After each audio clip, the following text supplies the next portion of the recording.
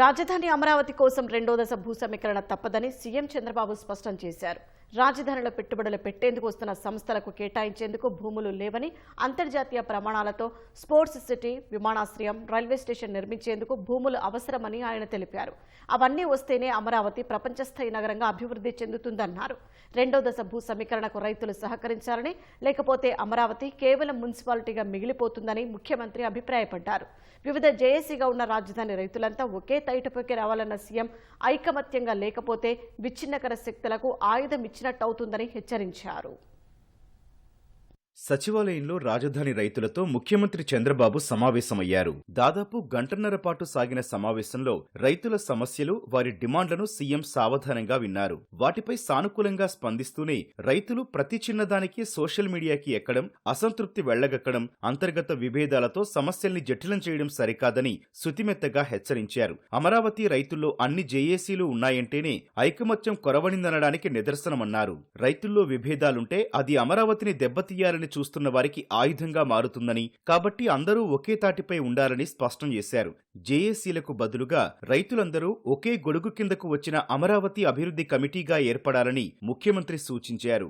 రాజధానికి భూములిచ్చిన రైతులతో మనసు విప్పి మాట్లాడాలి కాబట్టి అన్నీ చెబుతున్నానన్న సీఎం అమరావతి రాష్ట్రానికి గ్రోత్ ఇంజిన్ గా ఉండాలన్నారు. ఇక్కడ అభివృద్ధి ఫలాలని రాజధాని రైతులే ముందు అందుకోవాలని స్పష్టం చేశారు. అమరావతి రైతులతో పాటు రాజధాని ప్రాంతానికి న్యాయం చేయడం తన బాధ్యత అని తేల్చి చెప్పారు. భూముల ధరలు పెరుగుతాయని, తొందరపడి మీ ప్లాట్లు అమ్ముకోవద్దని సూచించారు. తన అనుభవం, విజన్తో హైదరాబాద్ను అభివృద్ధి చేయడంలో సక్సెస్ అయ్యానన్నారు. ఒకప్పుడు ఎకరం 1,00,000 ఉన్న భూమి ఇప్పుడు 170 కోట్లు పలుకుతోందని తెలిపారు. అలాంటి అభివృద్ధి కావాలో వద్దో ఆలోచించండి రైతులకు సూచించారు. అమరావతికి బిట్స్ పిలాని, క్వాంటం వ్యాలీ వంటి ప్రతిష్టాత్మక ప్రాజెక్టులొస్తున్నాయన్న సీఎం బ్యాంకులు, కేంద్ర ప్రభుత్వ కార్యాలయాలకు శంకుస్థాపన చేయబోతున్నట్లు వెల్లడించారు. తనపై నమ్మకంతో అడగ్గానే 33,000 ఎకరాలిచ్చిన నమ్మకాన్ని వమ్ము చేయనని స్పష్టం చేశారు. రాజధాని నిర్మాణానికి ఏ విజన్తో మీ పొలాలు తీసుకున్నానో ఆ ప్రకారమే అభివృద్ధి చేస్తానని హామీ ఇచ్చారు. ముఖ్యమంత్రితో సమావేశంపై రైతులు సంతృప్తి వ్యక్తం చేశారు.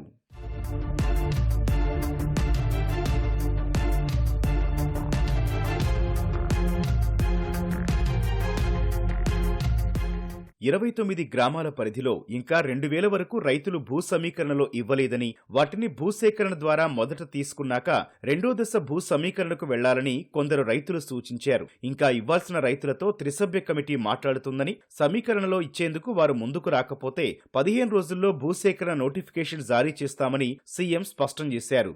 అమరావతి రైతులు ఐక్యంగా ఉన్నప్పుడే విచ్ఛిన్నకర శక్తులు రాజధానికి నష్టం కలిగించాలని చూశాయని గుర్తు చేశారు. అమరావతికి ఆర్థిక సాయం చేయవద్దని ప్రపంచ బ్యాంకుకి ఫిర్యాదులు చేశాయన్నారు. 2019-24 మధ్య అమరావతిని నామరూపాలు లేకుండా చేయాలని ప్రయత్నించారన్న సీఎం అంతా ఐక్యంగా పోరాడి అమరావతిని కాపాడుకున్నారని ప్రశంసించారు. ఇప్పుడు వర్గాలుగా విడిపోయి చిన్న అంశాల్ని భూతద్దంలో చూపిస్తూ సామాజిక మాధ్యమాల్లో దుష్ప్రచారం చేయడం వల్ల తప్పుడు సంకేతాలు వెడతాయని హితవు పలికారు. రైతుల విషయంలో తాను సానుకూలంగా ఉన్నానని, సమస్యలు పరిష్కరించాక మళ్లీ కొత్త సమస్యలు తీసుకురావద్దని సీఎం స్పష్టం చేశారు. కొంత భూమి కేటాయిస్తే రైతు భవనం నిర్మిస్తామని, అమరావతి ఉద్యమంలో పాల్గొని అసువులు బాసిన రైతుల కోసం అమరవీరుల స్మృతివనం ఏర్పాటు చేస్తామని రైతులు సీఎంను కోరారు.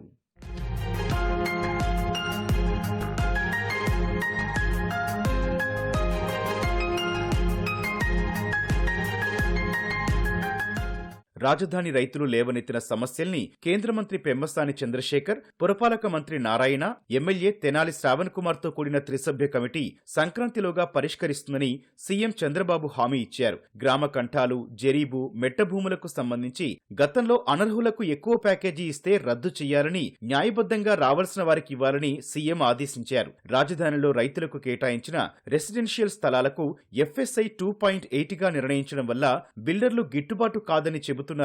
తమ ప్లాట్ను కొనేందుకు, డెవలప్మెంట్ కి తీసుకునేందుకు ముందుకు రావడం లేదని రైతులు పేర్కొన్నారు. ఎఫ్ఎస్ఐ 3.5కి పెంచాలని కోరారు. దానిపై ఆలోచించి నిర్ణయం తీసుకుంటామని హామీ ఇచ్చారు. లంక భూముల్లో ఎలాంటి కార్యక్రమాలు చేపట్టకూడదని ఎన్జీటీ ఉత్తర్వులు జారీ చేసిందని, ఇప్పటికే 1,150 ఎకరాల లంక భూముల్ని సమీకరణలో తీసుకుని 900 ఎకరాలకు ప్యాకేజీ కూడా ఇచ్చేశామని సీఎం చెప్పారు. ఇంకా 250 ఎకరాల లంక భూములకు ప్యాకేజీ పెండింగ్ లో ఉందన్నారు.